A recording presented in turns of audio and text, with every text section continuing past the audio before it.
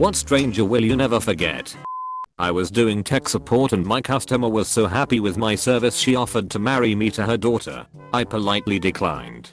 Do you also accept daughters for payment? Well, that depends. How many do you have? Can you check in the back? I'll do the front first. A prisoner on a Greyhound bus. There were 2 of them, but I remember one specifically. Apparently, they send prisoners who are transferring from maximum to minimum security on Greyhound buses. They didn't have a guard or anything, and from what she said, they had no motivation at all to run. She had already served 5 years, and only had 6 months left. If she tried to run, she would serve at least 10 more years. I was 17 and pregnant, and completely broke. I was starving and scared. My life was in shambles, and everyone in my family had abandoned me. She bought me food and was kind to me. She was old enough to be my mother, and I really wished she was. She didn't judge me. She just bought me food and drinks and offered kind words. I really wish I could find her and repay her kindness. When I was 18, I took the Greyhound bus about 1200 miles home after my first adult breakup. I was broke and sad. All the way through Tennessee I sat with a couple of young guys from southern Mexico who spoke almost no English, and my Spanish was only marginally better. They managed to explain to me that they were going to New Jersey to live with their uncle and look for work. One of them gave me an apple. I changed buses in Richmond and never saw them again. The Greyhound is always an experience, sometimes a good one.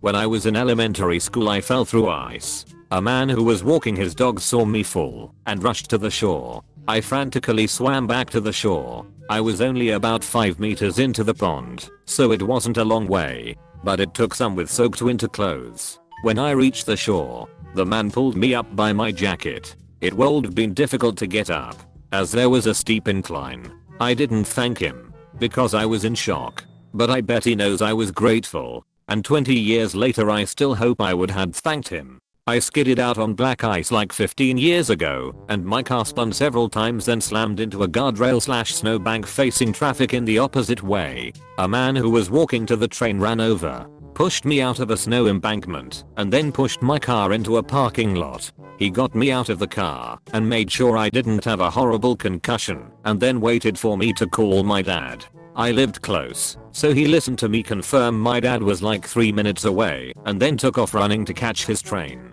There was so much black ice and cars were sliding all over. He very easily cold saved my life. I wouldn't be able to pick him out of a lineup today, but I will never ever forget his kindness. I was waiting for my appointment with an optometrist when an old Haitian man walked in with the grocery bags. The receptionist knew him, so he walked up to me and proceeded to ask me riddles. When I finally got the answer to one, he reached into his bag and gave me a Snickers then left. To this day I'm really curious as to what would motivate a man to become a wholesome riddler. You experienced a random encounter, my dude. Dude completed his side quest. That guy had a 1 in 256 chance of appearing outside. The foreign exchange student and his parents who walked past my park bench on campus and dropped his passport. I chased after them to return it, and his mom started screaming at me in broken English like, "Why you have his papers? Why you steal his papers?" While the kid and his father looked like they were going to die from embarrassment. This happened to me in the airport when I was 8. The man dropped his wallet and I gave it to him. His wife was just like, "Count the money in it. She looks like a thief." He didn't even have any money in it, and she accused me of stealing it. Some people sounds like it could have been a scam. Could have been, but 8-year-old me was too dumb to notice. The gentleman in a business suit handing me his umbrella in the middle of a downpour. We just were passing each other on the sidewalk. Our eyes met, and he just handed over the umbrella with a "Here ya go." Never saw him ago. I had a similar encounter when my oldest was a toddler. He went to daycare in the downtown area of our city. We took the bus, then the subway, and then walked to daycare. Didn't have a car. Then I'd get back on the subway for a few stops to go to work. One afternoon, it was pouring. I'm by myself, holding a Tuyo, his backpack, my work bag, and trying to book it 4 city blocks to the subway station. No hands left for an umbrella. A businessman, proper high-priced lawyer, based on the area, walked us all the way to the entrance of the subway station, holding an umbrella over us the whole time. I encountered a lot of nastiness commuting with a kid that year, but we also met with random kindness from strangers too. So sweet. An Irish guy, not in Ireland, who spoke with such a strong accent that I couldn't make out a single word. To this day I question whether it was just a prank. I was driving down south with my girlfriend. We have a blowout, so I put on the donut. The donut blows out while we are exiting the very next exit. So there we are, maybe 19 and at least 100 miles from anyone we know, at a gas station in the middle of nowhere. I'm thinking on what to do next, and probably looked like there was something wrong, so this older man offered to help. He drives me 20 or so minutes to a junkyard to get a cheap tire. Then he puts the tires on the rim with no more than a pry bar and some soapy water. Had a compressor on his truck, so he aired it up, and I put it on, and we went on our way. AWW, we need more people like that guy in the world. It starts with you. Play your part and I'll play mine. We can make this world bright enough to shine. Yes indeed. We've all got talents to share with the world. The most satisfying thing in life is helping others, not for personal gain, but for the sake of making the world around you just a little bit better. You don't even have to be that talented. Just do what you can where you can in your sphere of the world. I get the chance maybe once a year or every other year, genuinely, to do something kind for a stranger in their time of need. They'd be fine without the help, but the help makes it easier. I'm actually fortunate enough I've forgotten many of them. I'm kinda glad that I do. It's important to me that it's not an ego trip for me, but instead just trying to do simple things where I can. I was at a pool bar at a resort in Jamaica. A British lady next to me asked me the most random question, which turned into a nearly 3-hour conversation. The question, what is a redneck? It was a lot more difficult to explain than I thought it would be. I didn't realize that was an unknown concept to a lot of Brits. Reminds me of an old joke for some reason. What's the difference between a cowboy and a redneck? Acreage. Dumb Brit here. I don't get it. A cowboy is just a redneck that owns land. Well, I definitely read acreage very wrong until you explained that. Thank you. I used to walk to school at around 7:30 AM every morning during high school. Each morning through 9th and 10th grade. I used to pass an old Asian man in a sweater and sweatpants. He used to jog every morning, and we would always briefly see each other at the exact same time. Eventually we were familiar with each other, and we would exchange good mornings and a smile, and carry on.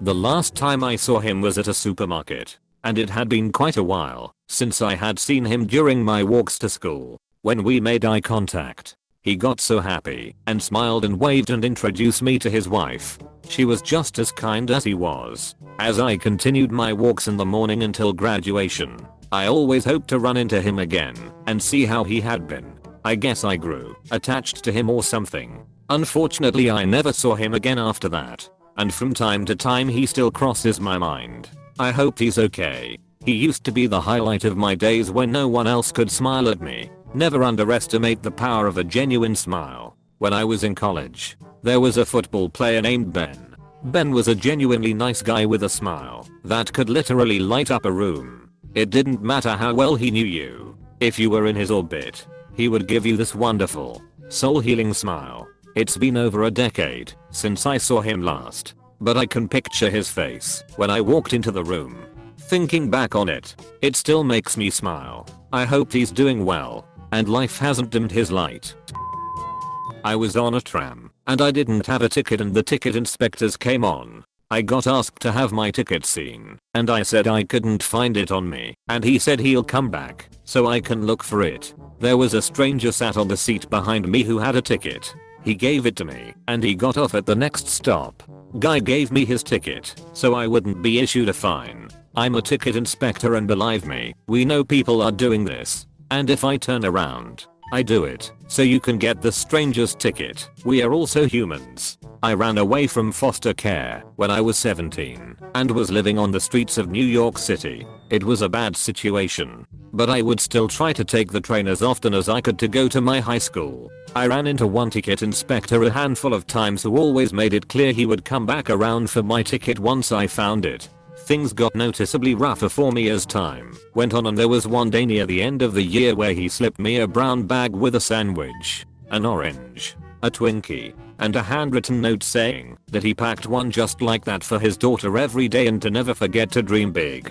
I never saw him again after that, but I still carry that note 6 years later and will never forget him. Ticket inspectors like you all are the reason I graduated high school and was able to survive. So thank you on behalf of all of the other me's whose lives you might have touched.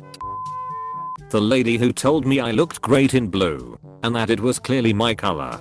To this day, if I'm deciding between shirts to buy or wear, I'll go with blue. That compliment was about 15 years ago at least. Reminds me of how I won't cut my hair beyond a certain length because I was once told by my friend's mum that I looked really fantastic and like Iggy Pop or something. Someone told me I look like Jerry Garcia. I don't know if it's a compliment or not, but holy shit, they were right. I looked like a Muslim Jerry Garcia. My boss at work tells me I look like Jerry Garcia and she then proceeds to make fun of me for being a stoner, and I don't even smoke. I just look like I do, lol. I was drunk on my front porch one night. Me and a couple of friends were shooting the shit. I lived in a rough neighborhood at the time. Lot of homeless people, but most of them were decent people just down on their luck. Anyway, I see a homeless guy walking by my house and I holler out to him, "Yo man, you want a beer?" And he's like, "Man, hell yeah. Thank you." So he comes up into the yard. I give him a beer and an extra one for the road. He starts going on about how he misses his son and how he never gets to see him anymore. We all sit and listen to him.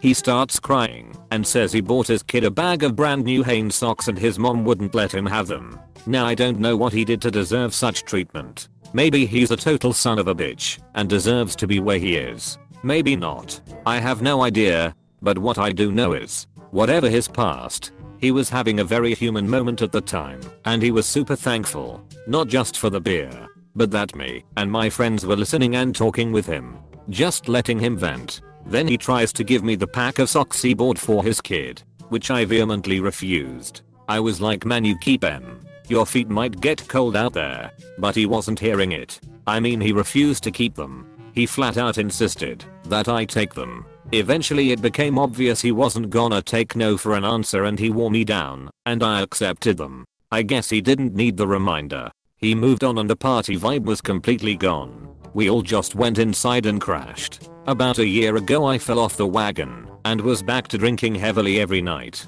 In about July, some random dude from the apartment complex said he was homeless but crashing on his buddy's couch for the weekend was walking by. I offered him some beer and smokes to keep me company since it was late night outside and I was spooked. He told me about his current life issues and how alone and unsupported he felt. We talked for hours. In November I happened upon him again, but he's dressed much nicer and has a bounce in his step. He explains that talking to me that night really helped him get his ass into gear. He gave my drunk ass that look. Said, "If I can do it, you can. You're never alone." I'm nearly 2 months sober again with zero interest in picking up a bottle. I've officially started therapy and have clear but manageable goals laid out to help me move forward. If he can do it, I can. Edit. Thank you all for the awards. The show of love and support has me in tears. Thank you all for just being you. Never forget that you're not alone. Don't forget to take the time to care for yourself. Let yourself cry. Celebrate the little wins. There's always a silver lining, no matter how small. So notice it. If Nick can do it, we can too. Yes, you can. Great story. I believe in you. Thank you. This means a lot to me. 3. When I was super overweight, I was just starting to work out somewhat regularly. Being morbidly obese at the gym is terrible. I have never felt more eyes on me before in my life. I was on a treadmill, grinding out some inclined walk like jogging, and a super fit girl got on the machine next to me. This was all pre-COVID. She did a short warm up, and before she got off the treadmill she turned to me and gave me a high five and told me to keep it up. It was so encouraging to have that support when I was used to getting stared at by everyone else in the gym. Her small, kind gesture went a long way. I was jogging once and obviously struggling, 250 pounds, very out of puff. and a really fit young guy was jogging towards me and shouted, "Go on girl, you can do it," and ran on. I swear I felt like an Olympic athlete after that. Such a small thing for him to say, but gave me motivation. I always want to be encouraging when I see someone out grinding, but I never know if it's going to come off as condescending or something. I'll give it a try next time because of this post. If you are new to TattleTale TV, please subscribe. We have new videos every day. Stay tuned for more coming up next.